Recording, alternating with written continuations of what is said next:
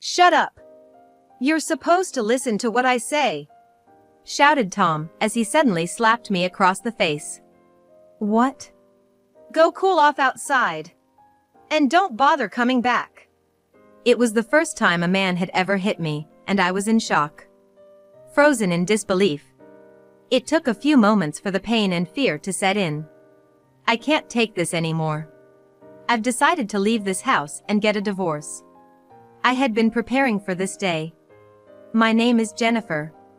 I'm just your average working wife, 3 years into marriage. Things are looking good this month, I muttered as I checked my bank account. Ever since I was single, I've loved saving money. Growing up in a not-so-rich family, I've always been used to living frugally. Thanks to that, even as an adult, living modestly was never a problem for me. Always spending carefully, saving as much as I could. I've invested those savings into mutual funds and stocks. Having majored in business administration in college, I was quite familiar with economics and how money works. Started investing in college, and so far, it's been smooth sailing. I always dreamt of buying a house, where my entire family could live happily.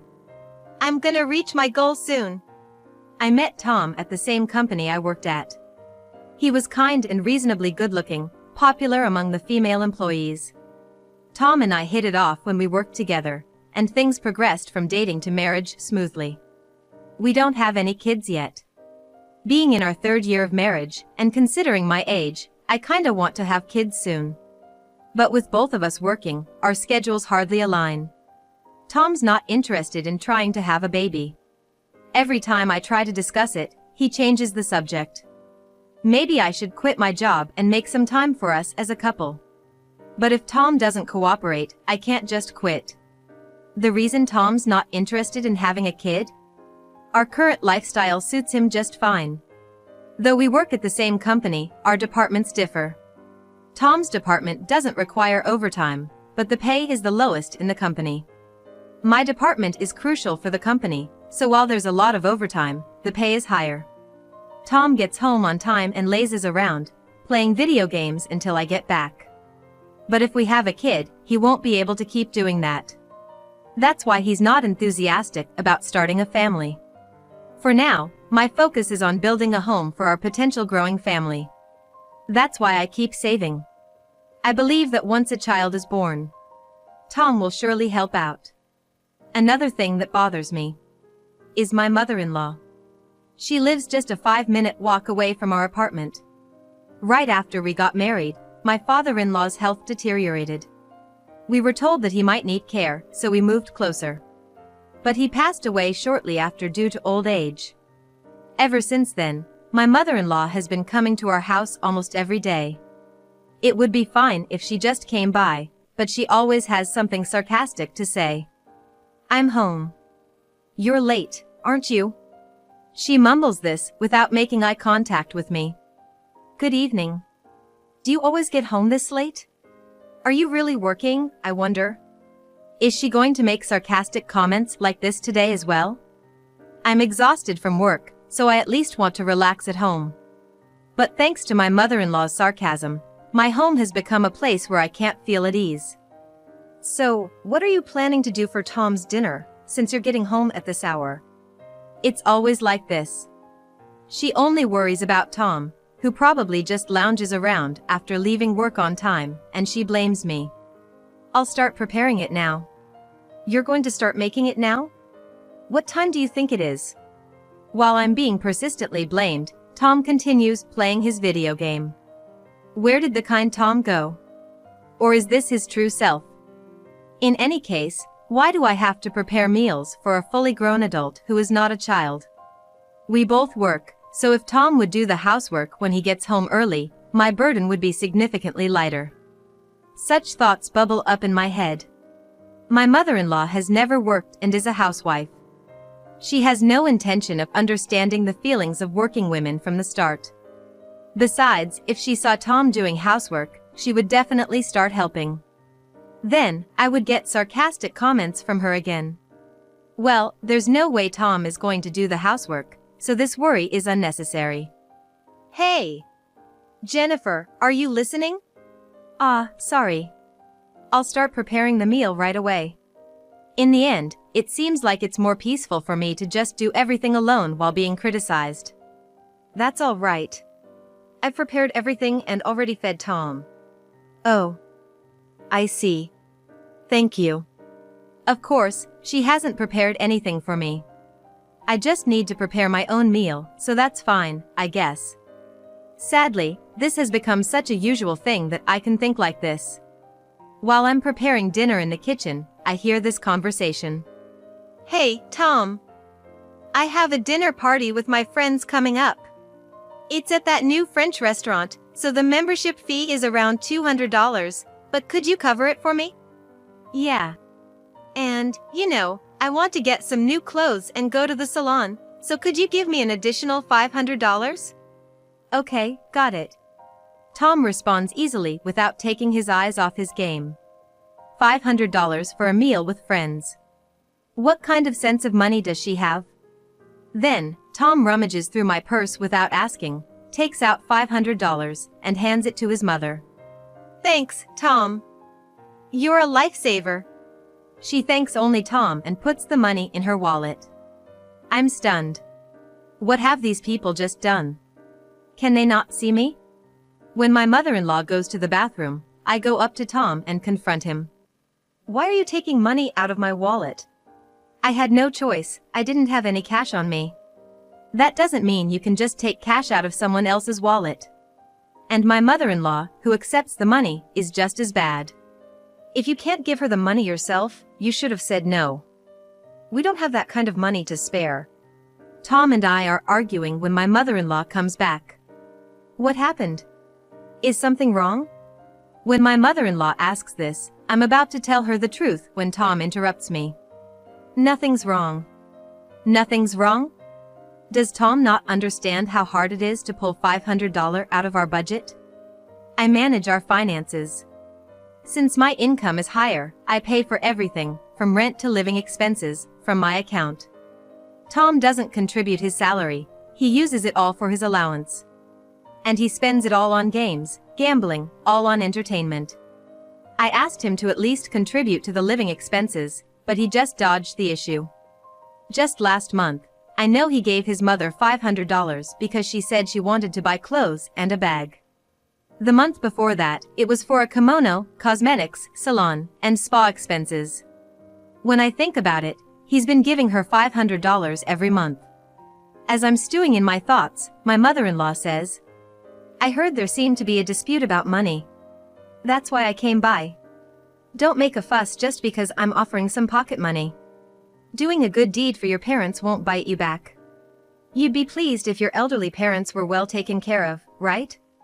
My mother-in-law doesn't seem to be fazed at all. The whole family has a warped sense of money. No matter how much we save, it just ends up being spent on my mother-in-law's extravagant expenses. Determined, I thought today has to be the day, and with all the courage I could muster, I spoke up to her. We really don't have the extra money. To be honest, supporting you with $500 every month is really hard on us. Upon hearing this, my mother-in-law let out a deep sigh. You see, this money is for socializing expenses. Buying new clothes and dining out with the neighbors is an important part of socializing, isn't it? If it's just for chatting with the neighbors, isn't a coffee shop good enough? Why does it always have to be a fancy French restaurant or a high-end inn? She's always updating her wardrobe for every occasion and picking up the tab for everyone, such a show-off. But it's not like she's liked by everyone, in fact, she's just being taken advantage of. You, on the other hand, hardly connect with the neighbors. I'm doing all this networking for you. She's the one choosing to do all this, I didn't ask her to. Being stingy with socializing expenses, now that's just miserly. You're not skimping on Tom's socializing budget too, are you? Jennifer is quite a penny pincher, you know. I always have a hard time because she skimps on the drinking and gambling expenses. Tom's drinking parties and gambling are not social expenses, they are purely for entertainment. Being stingy about spending money for socializing with colleagues. Tom will never get promoted at this rate. Poor thing. Jennifer, you really need to review your household budget. Tom and his mother-in-law say whatever they please. Today was just dreadful again. Maybe she felt relief after taking the money and saying what she wanted to say. But as she headed to the exit, she glared at me again. If you want to get divorced, Tom, I think it's fine anytime. Your room is still there, just as you left it. You can come back anytime. All right. Thanks, Mom. With a rough swing, she closed the door behind her and left. What was that all about just now? When I turned around, Tom had already started playing his video game again. I was so angry, I laid into him. Why did you give her $500? Month after month, where is that money even coming from? Without stopping his game, Tom just ignored what I was saying. I stood in front of the TV and said to Tom, "Are you even listening? I'm asking you what you're thinking." Unable to see the TV, Tom answered with a bothered look on his face. What's the big deal? It's just $500. Stop being so stingy. Do you have any idea how hard it is to take out $500 from our household budget? But like Mom said, it's social expenses, so it's a necessary expense. That's not a necessary expense at all.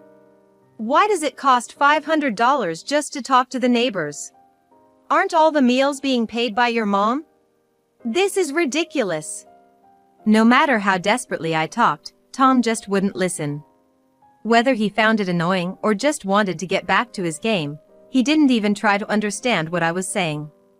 Also, are you considering getting divorced? If you're going to be that cheeky, I have my own thoughts on the matter. Tom didn't deny it. He was actually considering divorce. Can you just move? I want to play my game. Saying that, he brushed me aside with a gesture and started his game again. Maybe it's hopeless. Maybe getting a divorce is for the best. But I just can't make that decision, knowing the kind Tom I used to know. And then, an incident occurred. On my way home from work, I stopped by the local supermarket. I usually pay with cash, but I didn't have enough on me today, so I decided to pay with my credit card. That's when the cashier gave me an awkward look. "Ma'am, it seems like this card can't be used." Huh? Why's that? It seems you've reached your limit. What?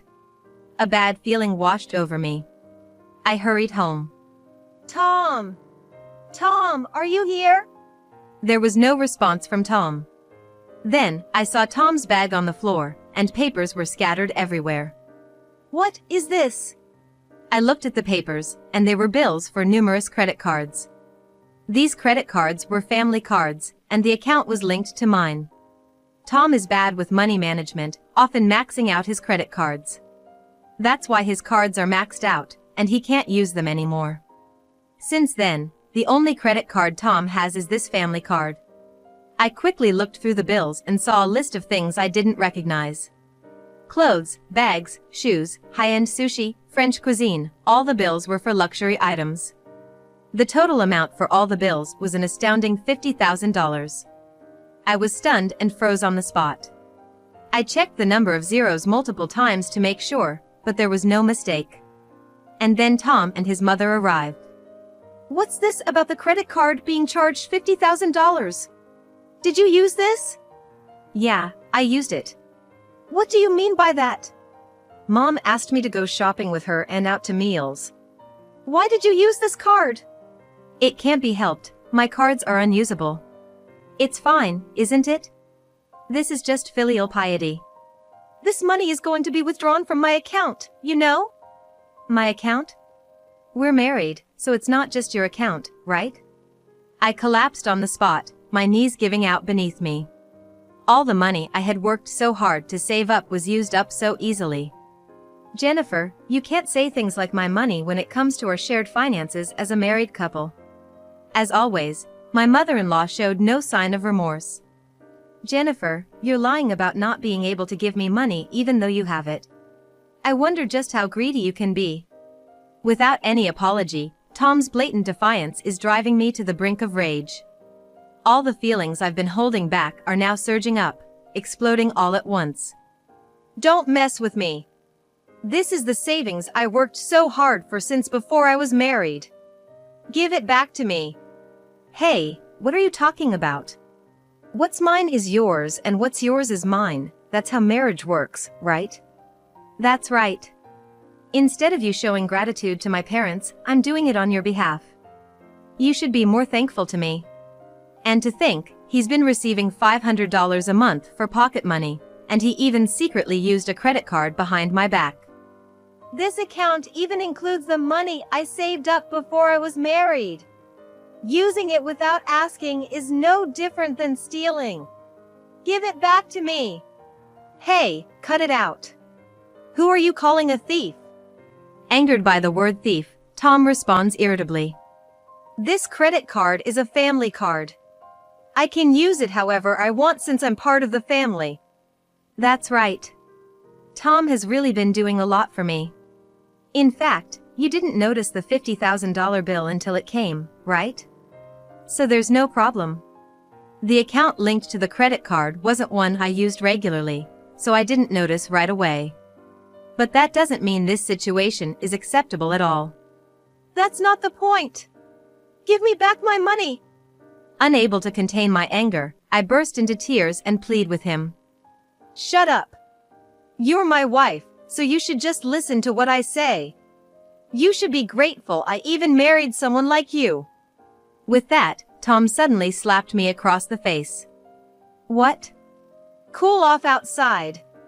And don't bother coming back. This is the first time I've ever been hit by a man, and I'm in shock. I was so surprised that I couldn't move. A few moments later, the pain and fear hit me.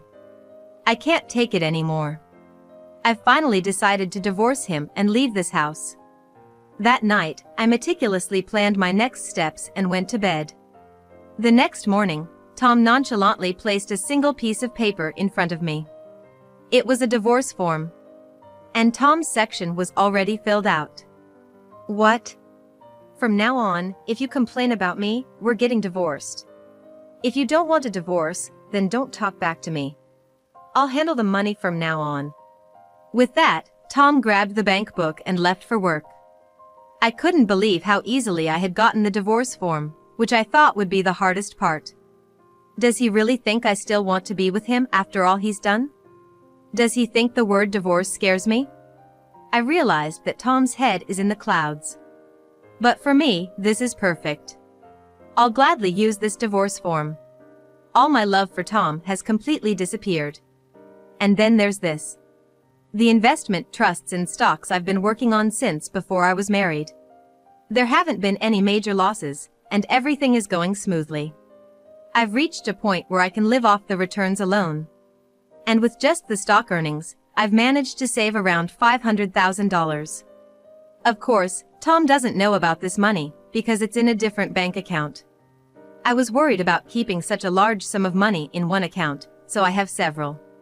The bank book that Tom took is just one of them. I filled out my section of the divorce form. With the divorce form in hand, I quickly packed my bags and left the house. Then I went to the office and successfully submitted the divorce form. For the time being, I took refuge at my parents' house. Seeing me show up with a ton of luggage, my surprised parents listened as I explained the situation. While enjoying a leisurely stay at my parents' house, I started checking real estate listings. Commuting from my parents' house is too far, so I need to find a new place to live soon. Then, while browsing on my smartphone, I stumbled upon an interesting listing. A newly built house near the station. A perfect 15-minute walk from work. I immediately went to the real estate agency to inquire. The house is currently under construction and is expected to be completed in 2 months. The interior work hasn't started yet, so they said they can accommodate some of my requests. The location is great, and there are many interested buyers. I decided on the spot to buy the house and even completed the payment that day. I stayed at my parents' house while preparing for the move, and everything went smoothly. Hey, Jennifer. One day, out of the blue, my ex-husband spoke to me at the office. I had been so thrilled with the hustle and bustle since deciding on our new home that I had completely forgotten about him. Where the hell are you? Why aren't you answering your phone? I had received dozens, if not hundreds, of calls from Tom, but I had been ignoring them all along. And what about the divorce papers? I couldn't believe it and checked with the office, and they told me it's already been submitted. What the hell is going on? What do you mean, what's going on? You're the one who shoved those divorce papers at me. I just did as you told me to. Don't screw with me. There's no way they would accept divorce papers submitted without my consent. Tom had handed me the divorce papers himself. How selfish can he be? A divorce application submitted without my agreement won't be accepted. If I sue, you'll be charged with forgery. Serves you right. But you gave them to me, Tom. Your section is filled out by you. Even though I explained this, Tom wouldn't listen. I won't accept it. Employees passing by turned around at Tom's loud yelling inside the office. The divorce is already finalized. I've already reported it to the company. You should properly report it to your boss as well. I tried to distance myself from Tom. Then, he grabbed my arm tightly. I won't accept it, you hear me? I won't let you have it your way. You can't escape from me, he said in a low voice, and then he left. The new home was wonderful. My favorite room, furniture, and appliances. Being surrounded by my favorites filled my heart in ways I had forgotten since I used to dread going home. Being at home truly gives me peace of mind. Then, the doorbell rang. I looked at the monitor. But no one was there. Who is it? No answer. Suspicious, I looked around from the balcony. But no one was there. The next day, the company was closed, so I was eager to get started early in the morning. I'm going to clean up the house today. I was pumped up when I heard a loud knock on the door.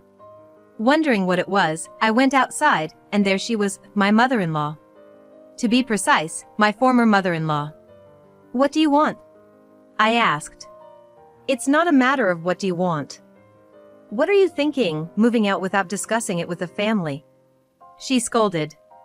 Huh? Had Tom not told his mom about us? Before that, how did she know where this house was? Then I remembered the doorbell ringing last night. Tom must have followed me and figured out my address. Didn't Tom tell you? We're divorced, I informed her. This is just a lover's quarrel. Withdraw the divorce right now, she insisted. If you don't withdraw it, I'll sue you for forging documents. Tom chimed in, out of nowhere. He was still saying such things? Why would that be the case? You are the one who wrote it, right? I was losing my patience. While Tom and I were talking, his mom had let herself into my house and was looking around. Well, this is a big house. Is it a duplex? With this size, maybe I could move in. She mused. Hey! Don't just enter without asking. I protested. Oh my, listen to you. Accusing your parent of being a thief. She retorted, unabashed. Tom and his mom were speaking as if they could say whatever they wanted. I kept my emotions in check and spoke calmly. The divorce is finalized. The divorce papers were indeed written by Tom. If you still insist on suing for document forgery, then let's settle this in court with lawyers. I proposed. Lawyers, court. These words seemed to finally make her grasp the situation. She looked unsettled but then said, Well, if you two are getting divorced, this house belongs to Tom, right? He and I will live here. I was astounded. She had no understanding of Tom at all. Tom, with his low income and suspended credit cards, there's no way he could afford a house. This house is in my name. I bought it with my savings, I clarified. Hey! What do you mean by that? How can you afford to buy a house? Tom finally reacted. I told them both that I bought the house with the money I made from investments. Realizing that the house was not in Tom's name, his mother became furious. What is this all about? What are we supposed to do now? She demanded. There was a reason she was panicking. Upon hearing about the new house from Tom, she had sold the house they were living in. I was amazed that she could make such a bold move without even discussing living together with me. Well, even if she had asked, I wouldn't have agreed to live together. Fine, let's settle this in court. I will make sure to get that divorce withdrawn. I won't accept this divorce. she declared, storming off with Tom. Even if they did take this to court, the divorce papers were unmistakably written by Tom. And does he even have the money to hire a lawyer? I doubt it. Well, if I do get sued, I'll think about it then. Afterward, I continued to live peacefully alone in my home. A while passed without any issues, so I thought the matter was settled. However, Tom started coming to my house repeatedly, asking to get back together. Jennifer, I'm sorry for everything. Let's start over. He pleaded. I couldn't believe it. After everything he had said to me. Not knowing when Tom might lose his temper, I ignored all his calls and visits. But his actions escalated. Hey! You've got some nerve ignoring me. I'll break this window if you don't come out right now. He threatened. It was becoming more and more like harassment. He even started stalking me at work, calling incessantly, making it impossible for me to do my job. He would sometimes wait for me at the exit of my workplace or near my house. Scared, I started going home with a friend and asked my boss for help.